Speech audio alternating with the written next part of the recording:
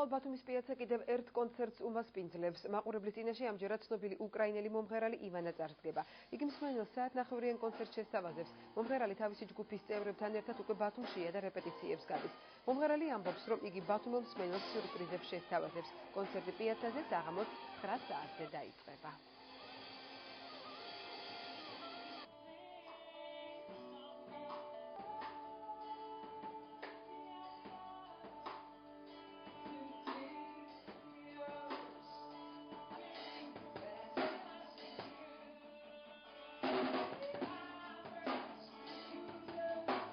Это мой первый сольный концерт в Грузии, и мне хотелось бы... საქართველოში პირველად მართავ სოლო კონცერტს. ძალიან ნერვიულობ, მაგრამ ეს ჩვენთვის ძალიან სასიამოვნო ფაქტია. ეს ქვეყანა ძალიან მიყვარს. ბოლო რამდენიმე თვე თბილისში ვცხოვრობ. სწორედ ამიტომ კონცერტის ჩასატარებლად ეს ქვეყანა შევარჩიე.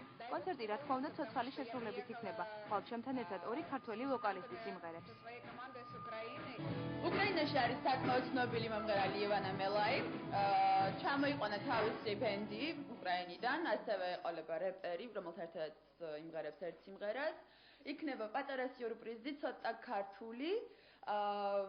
ივანასთან ერთად მღერი პირველად აქ ჩამოვიდა, მუშაობს საქართველოს PR-ზე. და საკმაოდ საინტერესო საღამო იქნება.